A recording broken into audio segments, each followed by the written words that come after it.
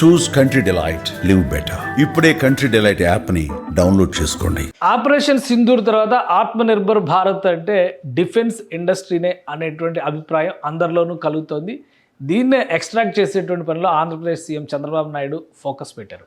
ఢిల్లీ పర్యటనలో ఉన్నటువంటి ఆయన కేంద్ర మంత్రులతో వరుస భేటీలు నిర్వహిస్తున్నారు. రాష్ట్రానికి కావాల్సినటువంటి వనరులు, కేంద్రం కేటాయించాల్సినటువంటి కేటాయింపులు, వీటిపైనే ఎక్కువ ఫోకస్ పెడుతుంది. ఈ క్రమంలో అనేక మంది కేంద్ర మంత్రుల్ని కలుస్తున్నారు.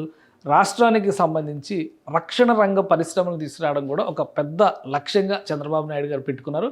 ఈ మధ్య ప్రధానమంత్రి నరేంద్ర మోడీ ఏపీ టూర్ సందర్భంగా క్షిపణి వ్యవస్థకు సంబంధించి ఆంధ్రప్రదేశ్లో నాగాయలంక మండలంలో ఉండేటువంటి ఒక క్షిపణి రక్షక వ్యవస్థని ఏర్పాటు చేసే మిసైల్ టెస్టింగ్ రేంజ్ని ఏర్పాటు చేసేటువంటి ప్రాజెక్టుకి కేంద్ర ప్రభుత్వం గ్రీన్ సిగ్నల్ ఇచ్చింది. అదే తరహాలో డిఫెన్స్ రిలేటెడ్ ఇండస్ట్రీస్ని పెద్ద ఎత్తున ఆంధ్రప్రదేశ్లో ఏర్పాటు చేసేందుకు కేంద్రం సహకరించాలనే విజ్ఞప్తిని కేంద్ర రక్షణ శాఖ మంత్రి రాజ్నాథ్ సింగ్తో భేటీ అయి చంద్రబాబు నాయుడు విజ్ఞప్తి చేశారు. దానికి సంబంధించినటువంటి విశేషాలని ఆయనే ట్వీట్ చేశారు. పలువురు కేంద్ర మంత్రుల్ని చంద్రబాబు నాయుడు కలుస్తున్నారు. ఆ క్రమంలోనే కేంద్ర union minister for new and renewable energy Pralhad జోషితో భేటీ అయ్యారు. రాష్ట్రానికి కావాల్సినటువంటి అంశాల గురించి కేంద్ర మంత్రులు, రాష్ట్రానికి చెందినటువంటి కేంద్ర మంత్రులు పెమ్మసాని చంద్రశేఖర్, అలానే రామ్మోహన్ నాయుడు కూడా ఇక్కడ ఉన్నారు. రాష్ట్ర అవసరాలని వివరించేటువంటి ప్రయత్నం చేశారు. రాష్ట్ర ప్రభుత్వ తరపున వచ్చినటువంటి అధికారులు, మంత్రులు కూడా ఈ భేటీలో పాల్గొన్నారు.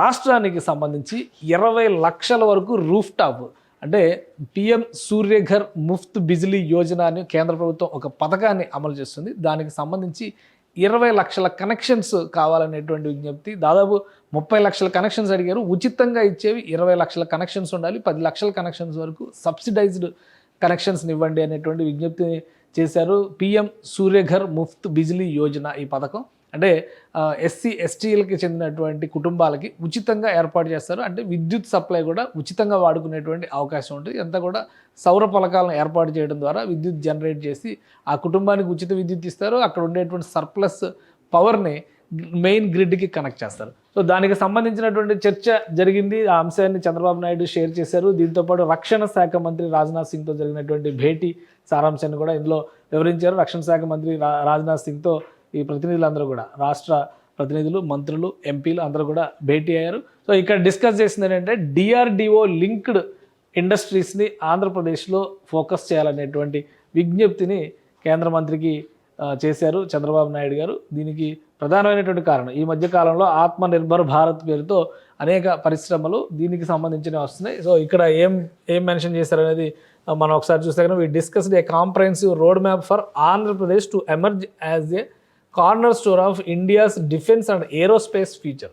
డిఫెన్స్ అండ్ ఏరోస్పేస్ ఈ రెండు సెక్టార్లో కూడా పరిశ్రమల్ని with the proposals ranging from thematic defence hubs and DRDO linked centres of excellence to strategic infrastructure and policy innovations. వీటన్నిటి కోసం ఆంధ్రప్రదేశ్ ప్రభుత్వం రెడీగా ఉంది. Andhra Pradesh is fully geared to contribute the Aatmanirbhar Bharat, grateful for encouraging response and assurance of full support.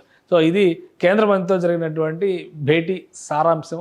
రాష్ట్రంలో పెద్ద ఎత్తున defence ఇండస్ట్రీకి సంబంధించి, ఏరోస్పేస్ ఇండస్ట్రీకి సంబంధించినటువంటి పరిశ్రమల్ని ప్రోత్సహించేందుకు రాష్ట్ర ప్రభుత్వం సుముఖంగా సన్నద్ధంగా ఉంది. కాబట్టి కేంద్ర ప్రభుత్వం సాయం కోరుతుంది. కేంద్ర ప్రభుత్వ ఆధ్వర్యంలోనే డిఆర్డిఓ అంటే రక్షణ రంగానికి సంబంధించినటువంటి అనేక ఉత్పత్తుల్ని డిజైన్ చేస్తుంది.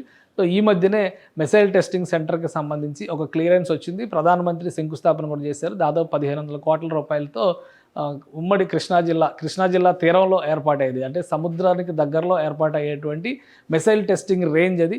అదే తరహాలో ఏరోస్పేస్కి సంబంధించి కానీ డిఫెన్స్కి సంబంధించినటువంటి ఇతర పరిశ్రమలు కూడా ఆంధ్రప్రదేశ్లో పెద్ద ఎత్తున స్థాపించడానికి కేంద్రం సహకరించాలనేటువంటి విజ్ఞప్తిని రాష్ట్ర ప్రభుత్వ పక్షాన ముఖ్యమంత్రి ఆయన ప్రతినిధి బృందం చేసింది.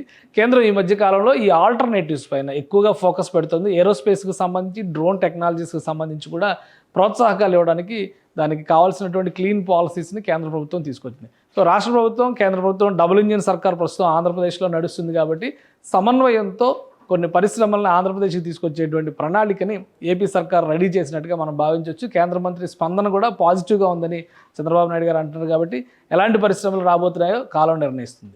సుమన్ టీవీలో మీ పర్సనల్ అండ్ బిజినెస్ ప్రమోషన్స్ కోసం కింది నెంబర్కి కాంటాక్ట్ చేయండి.